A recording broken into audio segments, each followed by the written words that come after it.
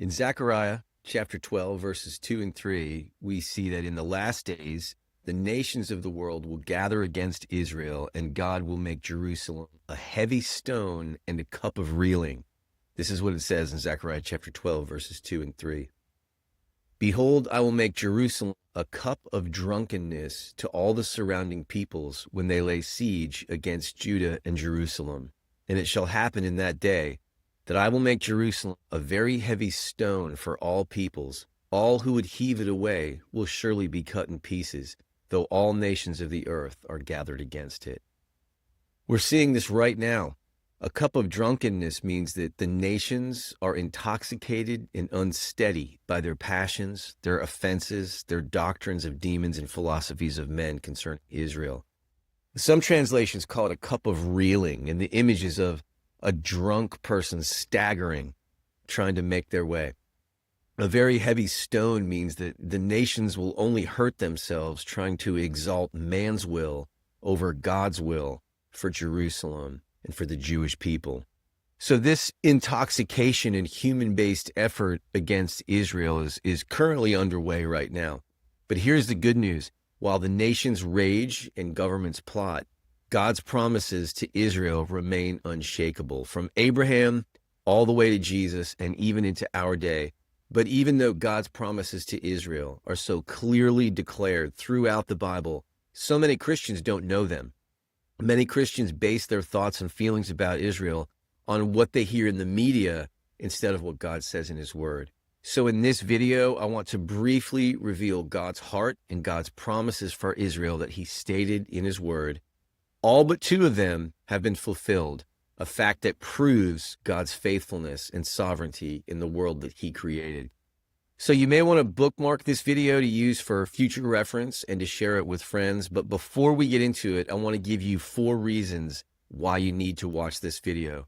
Number 1, we have this saying right now about being on the right side of history. If you want to be on the right side of history, you will be on God's side. If you remember in Joshua chapter 5, when Joshua went up to survey Jericho before going to battle against it, he saw the captain of the Lord's army, and he said, "Are you on my side or my enemy's side?" And what did the Lord say to him? "No, you're on my side." He just said, "Neither. I'm not on your side or your enemy's side. It's my side we're talking about here." And if we want to be very careful about being on the Lord's side of history, we will align ourselves with God's word. Prophecy is simply history written before it happens. So by understanding the promises of God to Israel and his word, we can align ourselves with God and be on his side, not man's side.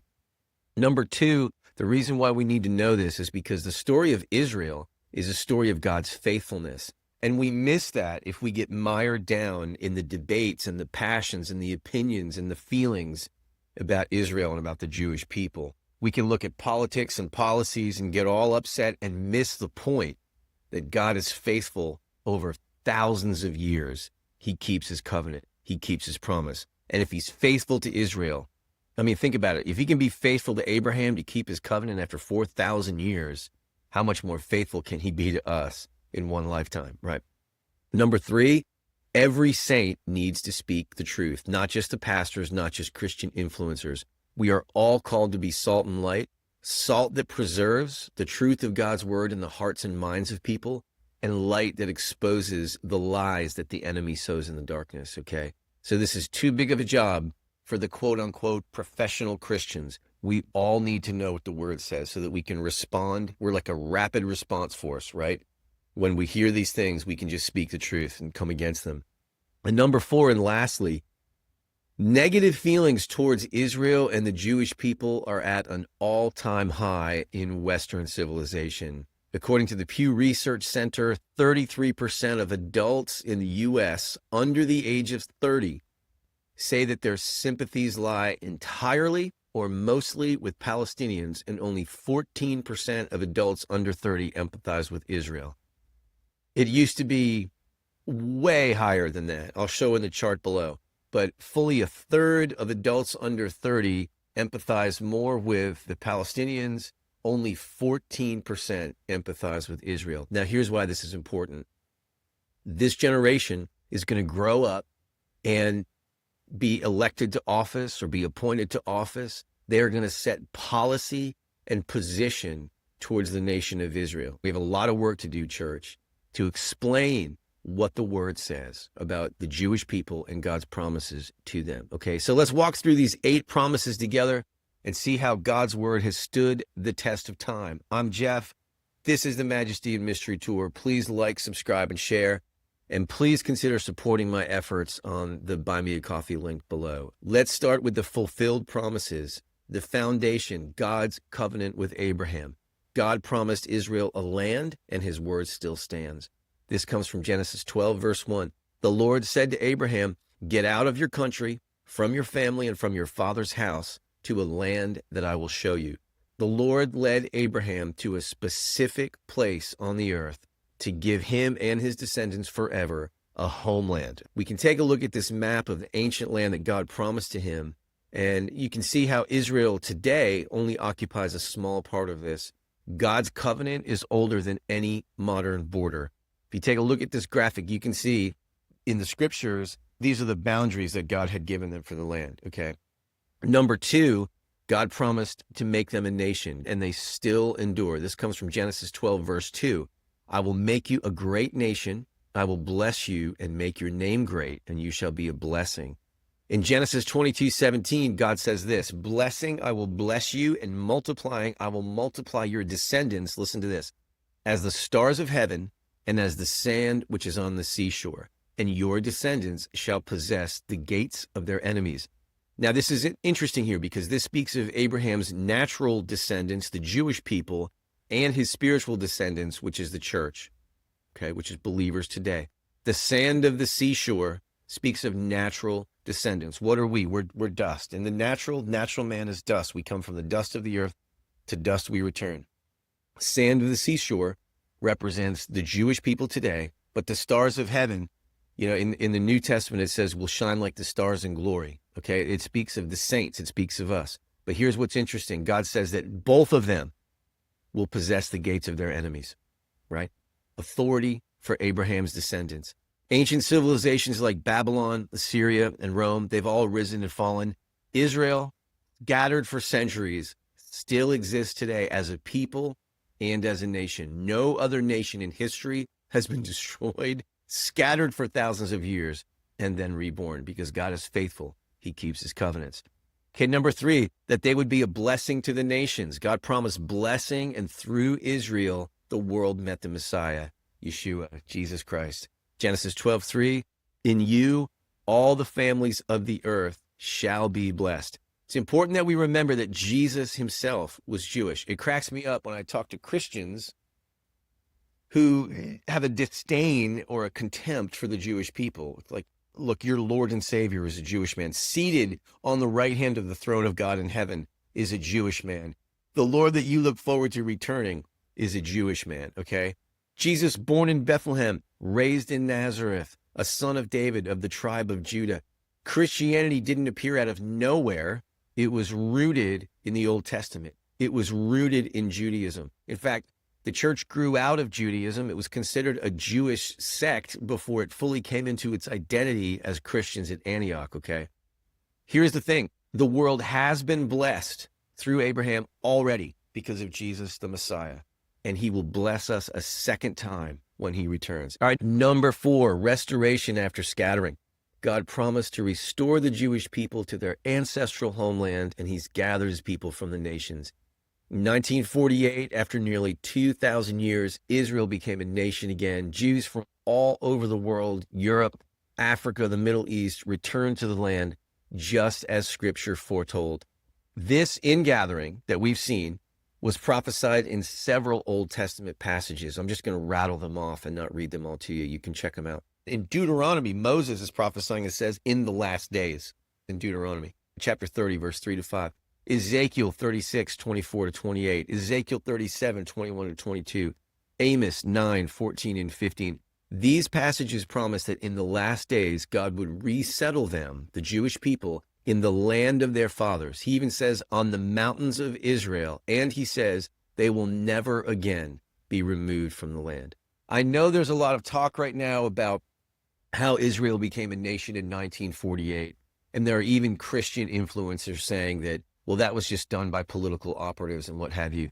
Listen, we need to understand God can use evil people, ungodly people for his purposes. It's all throughout the scriptures. I am not saying that in 1948, all the people that got together and formed Israel were godly people and they did this because of prayer and they did this because they understood end times prophecy. That's not the point. The point is that God allowed this to happen, that a government could be put together and a nation could be put together so that his people could have a place to go from around the world. We have to think bigger than governments, and we have to realize that God is sovereign. Proverbs says the king's heart is in the hands of the Lord, and he directs it like a water course, like a river of water, like a flow of water. So don't get tripped up on that and realize that God is sovereign, and he used ungodly, unbelieving people to fulfill his word. Okay, number 5, the Messiah. God promised the Messiah, and from Israel came the Savior of the world. There's a long line of prophecy fulfilled from Genesis chapter 3 to Isaiah 7:14 that he'd be born of a virgin, born in Bethlehem, Micah 5:2, from David's line, 2 Samuel 7:12-16. Only Jesus fulfills them all. Number 6, everlasting love and faithfulness. God promised Israel everlasting love, and his covenant cannot and will not be broken. You know, the Holocaust nearly destroyed the Jewish people, but they survived. And that survival is only because of the faithfulness of God, who said his covenant for Israel and his love for them would never end. There's a beautiful passage in Hosea chapter 2. This is when Israel was far from God. And this is what the Lord said in verse 16 and 17. It shall be in that day, speaking of the last days, says the Lord, that you will call me my husband and no longer call me my master. For I will take from her mouth the names of the Baals, and they shall be remembered by their names no more. It's interesting because the Lord is saying in this passage, in the last days, you will call me Ishi, which is my husband. In the Hebrew, it's Ishi, and no longer Baali, because I'm going to get that word right out of your mouth. It speaks of the last days, and it speaks of the changing nature of the relationship that the Jewish people have with God. It's no longer master, where it's rule following, right? The sacrifices and obeying the law. But my husband, they're coming into the covenant of love in the Lord Jesus Christ. And we're beginning to see another foreshadowing of an unfulfilled promise in the last days. But I want to go on and read to you in verse 19-23 of Hosea chapter 2. This is what the Lord says to Israel in the last days. I will betroth you to me forever. Yes, I will betroth you to me in righteousness, in justice, in loving kindness, in mercy. I will betroth you to me in faithfulness, and you shall know the Lord. And I will have mercy on her who had not obtained mercy. And I will say to those who were not my people, you are my people. And they will say, you are my God. That points to an unfulfilled promise of a great harvest of salvation in the last days of the Jewish people, right? The next 2 promises, unfulfilled, are protection and salvation. Number 7, salvation in the new covenant, his law written on their hearts, not just on stone. This is yet to be fulfilled on a wide scale. Of course, we already see Jewish people coming to faith in Yeshua, Messiah, Jesus. We're already seeing that, but on a wide scale, this is yet to be fulfilled. This promise comes from Ezekiel 26, 24, and 28. For I will take you from the nations and gather you out of all your countries and bring you into your own land. This is tied to the land that he gave them in Israel. I will sprinkle clean water on you and you will be clean. I will cleanse you from all your filthiness and from all your idols. I will give you a new heart and put a new spirit within you. I will take the heart of stone out of your flesh and give you a heart of flesh. I will put my spirit within you and cause you to walk in my statutes, and you will keep my judgments and do them. Then you will dwell in the land that I gave to your fathers. You will be my people, and I will be your God. Now, this is fascinating because, as a Gentile believer, right, being grafted into Israel, I've heard this passage my whole life, and I thought, yes, this speaks of us. The Spirit's within us. The law's now written on our hearts. And that's true, and it's wonderful. But this originally was spoken to the Jewish people in the last days, being saved, being born again in the land of Israel. Now, as Gentile believers, we should be grateful that we've been grafted in. We should be grateful that God has broken down the dividing wall between Jew and Gentile.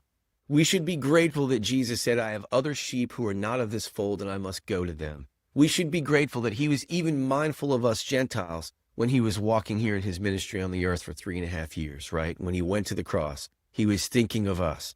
But we should never forget that originally this was spoken in Israel by a Jewish prophet concerning the last days when God would regather his people to the land and pour out his spirit on them, resulting in their salvation. This has yet to be fulfilled, and we should pray for the salvation of the Jewish people, right? God's heart for them is made clear in Romans 10:1. Brethren, my heart's desire and prayer to God for Israel is that they may be saved. Okay, number 8, the final promise, the one that is still yet to be fulfilled, that we look forward to and hope, comes from Joel chapter 3, verses 1 and 2. God's promised protections. You know, nations that persecuted the Jews like Nazi Germany, they've all fallen. It's worth noting that after World War II, the Nazi government collapsed. Germany collapsed, but Israel was born. Out of that Holocaust and that horror, a nation was born. God's final protection for Israel will be total and complete when he gathers the nations to do battle in the plains of Israel. Joel chapter 3, verses 1 and 2. For behold, in those days and in that time, when I bring back the captives of Judah and Jerusalem, I will also gather all nations and bring them down to the valley of Jehoshaphat, and I will enter into judgment with them there on account of my people, my heritage Israel, whom they have scattered among the nations. They have also divided up my land. Very important that we don't politicize this. Very important that we don't pick a side, that we don't take a part of that cup of reeling, that we don't get intoxicated by passions, emotions, philosophies of men, doctrines of demons, because God says this land, it's not just the Jewish land, it's not just Israel's land, it's also my land. And the judgment for dividing up the land for a two-state solution is God gathering the nations into Israel and entering into judgment with them there, finally and completely destroying the enemies of Israel. It's pretty powerful, isn't it? Israel's survival is living proof of God's faithfulness. Every time we see a Jewish person, we are seeing a testimony of the faithfulness of God. Despite exile, persecution, and hatred, they still stand because God keeps his word. The same God that is trustworthy for their lives, we can trust with our lives as well, with our family, with our future. If God keeps his promises to Israel, he will surely keep his promises to us. Amen. So we looked at 6 of God's promises to Israel from the Bible that have been fulfilled. Only 2 remain: the final defeat of Israel's enemies and an outpouring of salvation among the Jewish people. God will defend them, and he'll fulfill that promise from Joel chapter 3, but he expects us to play a part in their salvation. We can align ourselves with God and work towards that promise being fulfilled. In Romans 10, 14, and 15, this is what it says. How then shall they call on him if they have not believed? And how shall they believe in him if they've not heard? And how will they hear without a preacher? And how will they preach unless they are sent? He's saying that we need to take the truth of the gospel. Just take Isaiah 53, Isaiah 55.